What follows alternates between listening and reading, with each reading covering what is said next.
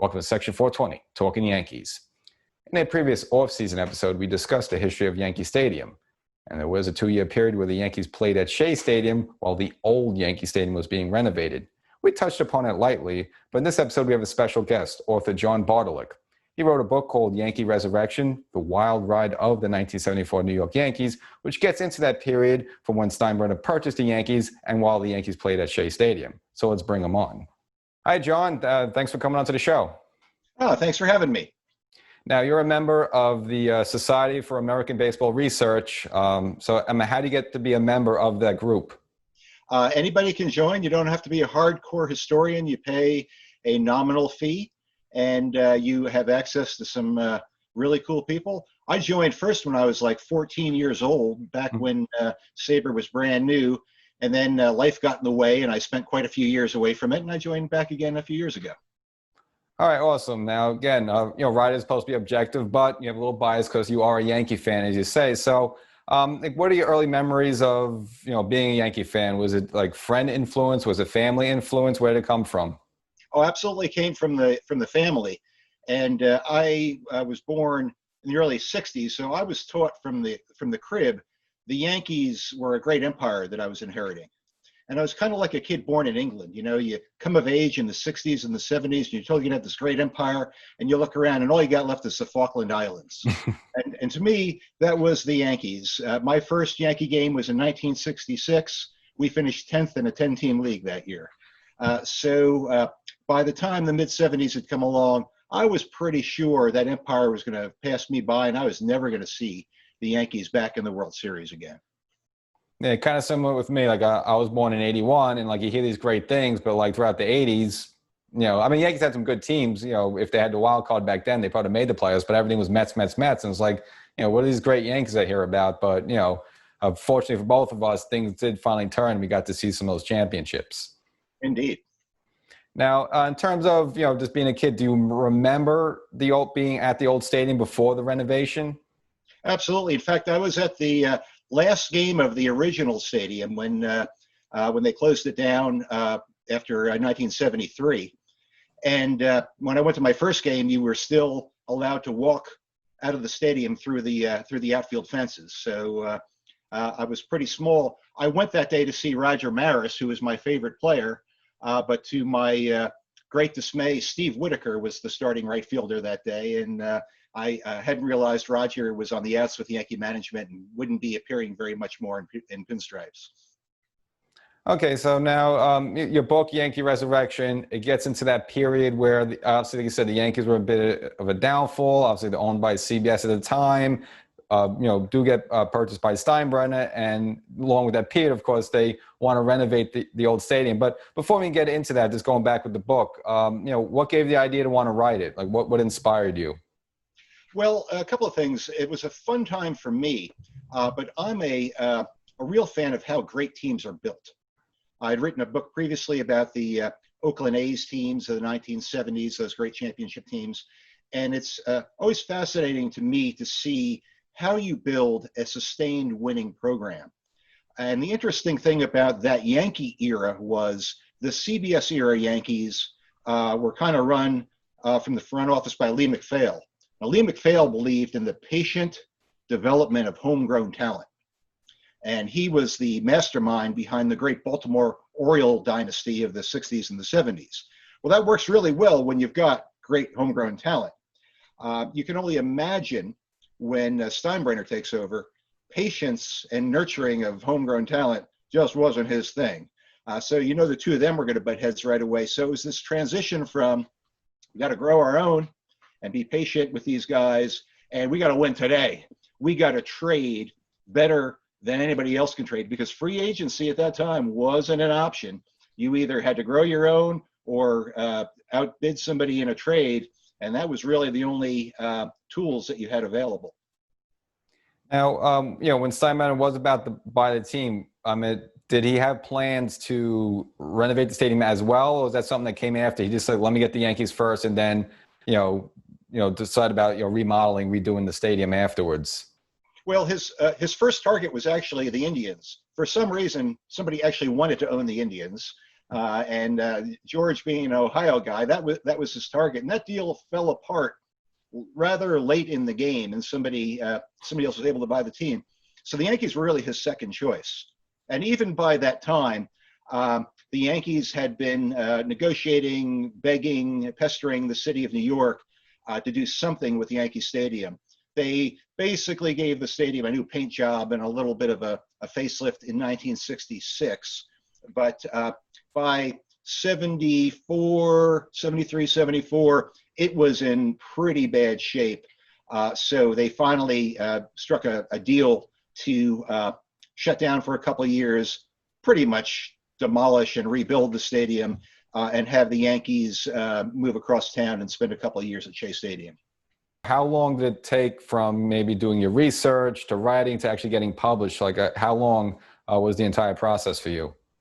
Yeah, I'm a funny guy like that. I will go on a binge where I will morning, noon, and night be working on it, and then put it aside for a month. So that's kind of my creative process. So it was probably about 18 months, of which there was a fair amount of dead time. And as anyone who's written can probably tell you, a lot of editing and rewriting and all that was part of it. But I kind of knew the story I wanted to tell. And I tend to write really about the people involved. It's not so much a blow by blow. This is the score. This is these are the events. But tell the story through the eyes of the people that were in the process, because I find that just a lot more interesting than a bunch of numbers and statistics and things along those lines.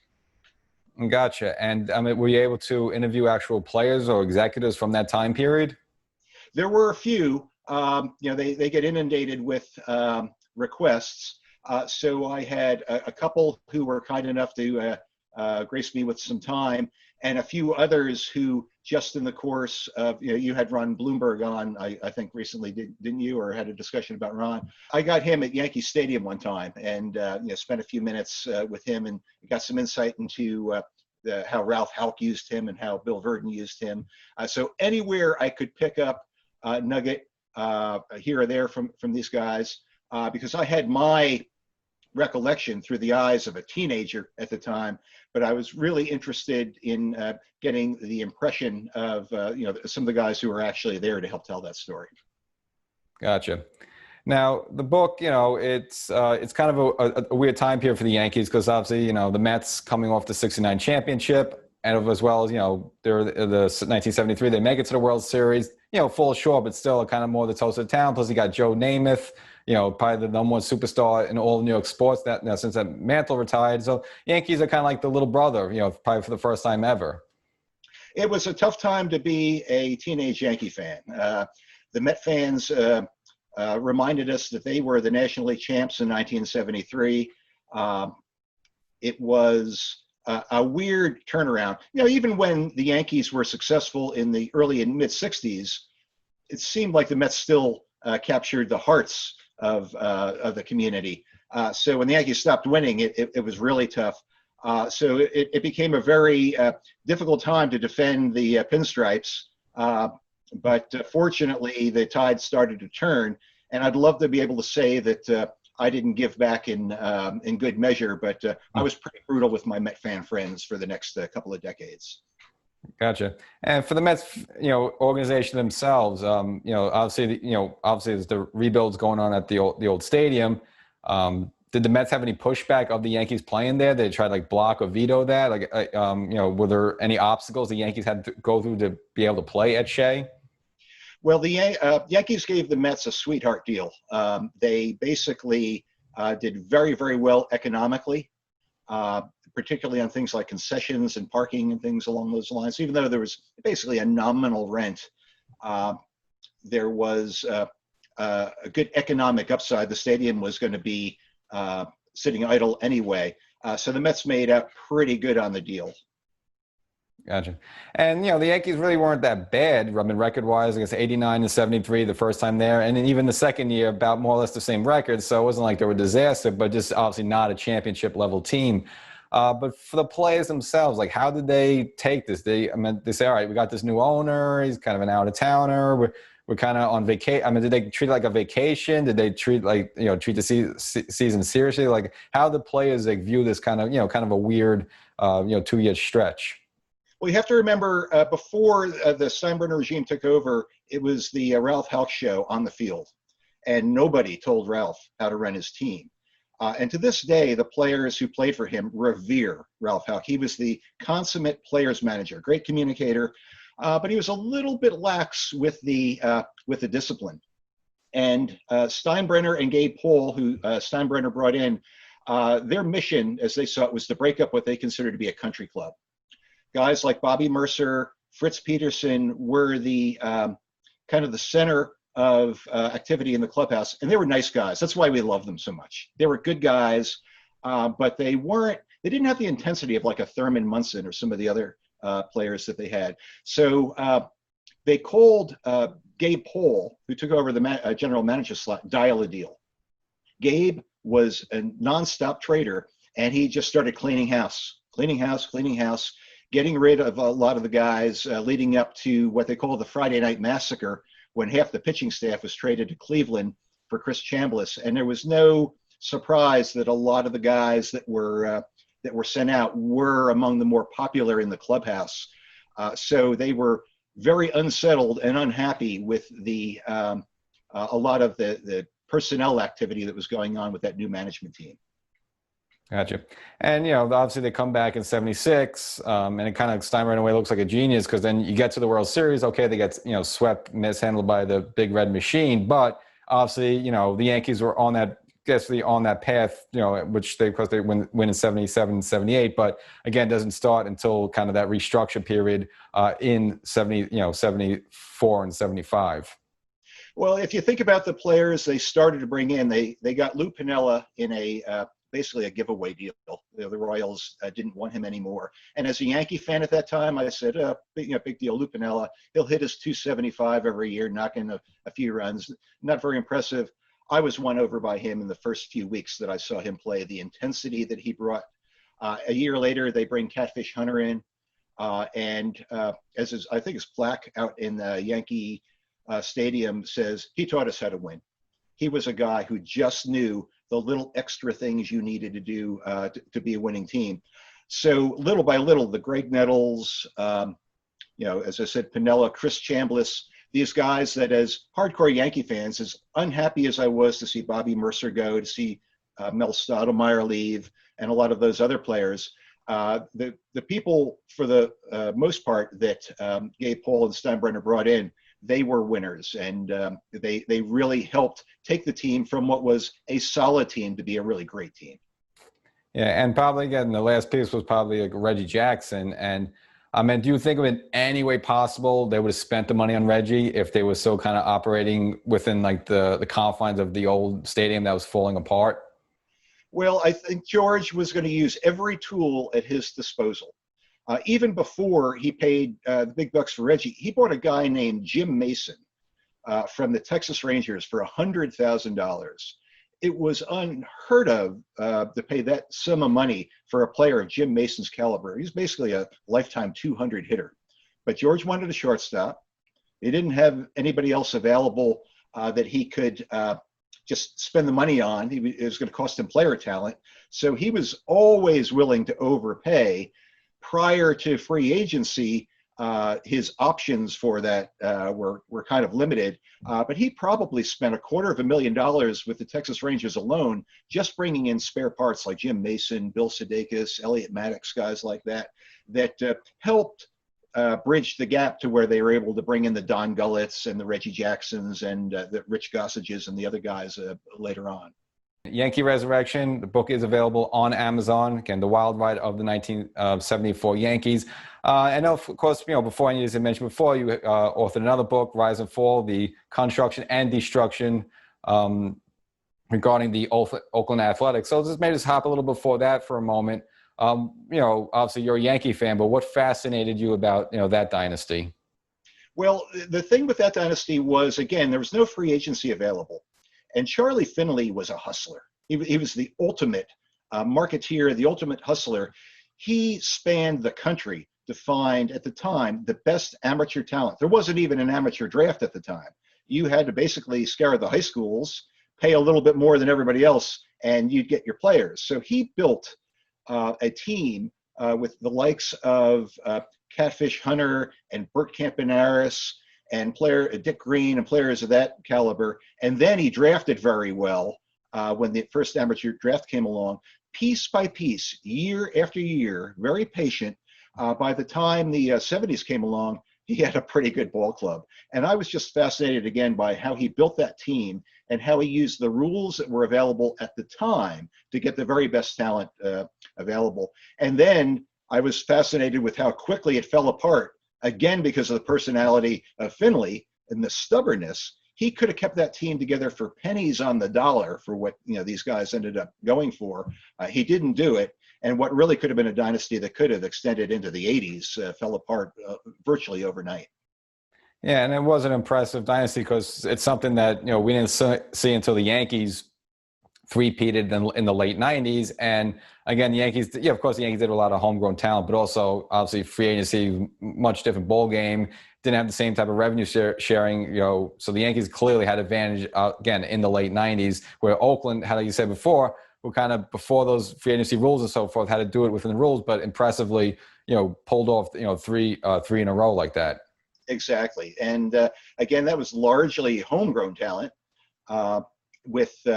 Finley was a master of the waiver wire. Today, what we would call sellers late in the season, teams that wanted to divest themselves of expensive talent at the end of the year. Finley loved at the end of August going in and scooping these guys up and using them for his pennant run and for his World Series run. And that's one of the reasons, not to pick on the Orioles, but the Orioles kind of went into their postseason during that era with the same guys that got them there. Finley's teams were always better in October than they were in July or August because he went out and just supplemented the team as far into the season as he possibly could. Now, switching back to the Yankees and again, the Yankee Resurrection, I mean, were you able to experience any of those games at Shea Stadium?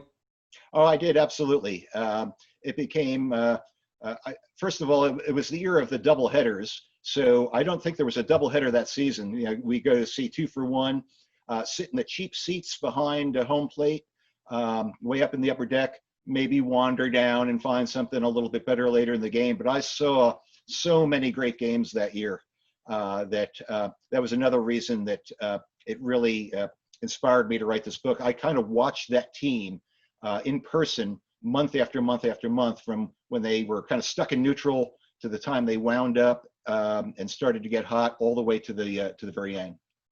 All right. I mean, are there any games like you just mentioned before that stick out just because like you don't even see too much footage or highlights during that 2-year stretch? We were lucky. My family, because Shea Stadium situation, all the ticket sales and season tickets were very strange. We ended up with front row seats right behind first base for a game against the Royals. And Doc Medich was pitching that day. And I was all excited about seeing all this action at first base. Well, Medich takes a no-hitter into the 9th inning, goes 8 1/3 innings of no-hit ball. So there's no action at first base. But here I'm thinking, I'm going to witness baseball history here today. But I think it was Richie Scheinblum or Fran Healy or somebody like that broke it up. But that was probably the most memorable game of that particular season. And that was right at the time they were starting to get hot and turn the race around. Gotcha. And like, how were generally the crowds? I mean, did they draw big crowds at those games, or did a lot of Yankee fans come over, or they were just kind of like, I'm not going to Queens, or I just don't see these as the Yankees because they're playing at Shea Stadium? Yeah, the Yankees just weren't drawing in those days. I mentioned I went to the last game of the what I consider the original Yankee Stadium.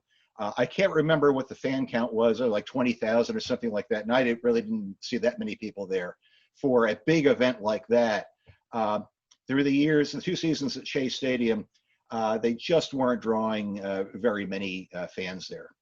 In terms of, okay, you got the books out there, you had some signings and stuff like that, but did you get any great feedback? Did it open some doors? Did anyone come at you? Any surprises just from the book being out there that, you encountered? Not really. I try to ignore and avoid any negative feedback. And, what I have heard in both books, I try to write books that they're like spending time with an old friend, just going back and revisiting. a little bit of what it was like to see Thurman Munson come up and mature, and what kind of a player he was, and maybe some players you hadn't thought about in a long time, a Sandy Alomar, or a Mel Stottlemyre. And I try to bring those back to life a little bit in terms of remembering what it was like to see them on the field, their personalities a little bit, and how they fit in, how they contributed to either in some cases by their departure, or in other cases by their arrival, how they contributed to the changing of the guard with the Yankee team. I was looking ahead a bit. Are you currently planning or currently writing any new projects right now?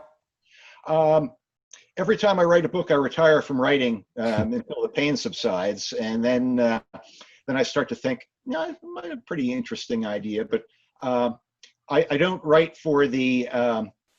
I'm not trying to get a Pulitzer Prize or a bestseller. I look for things that I find engaging and that maybe a small group of people might find enjoyable. So I have a couple of ideas I'm noodling around right now. The pain of this book is starting to subside, and I might get ready to dive back into the pool again.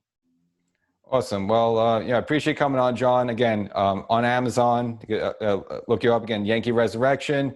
It's the wild ride of the 1974 New York Yankees, and of course your previous title with that, Rise and Fall. Again, the construction and destruction of a dynasty. Well, John, thanks for coming on, and I have a feeling that you're going to be writing soon again. I just know it.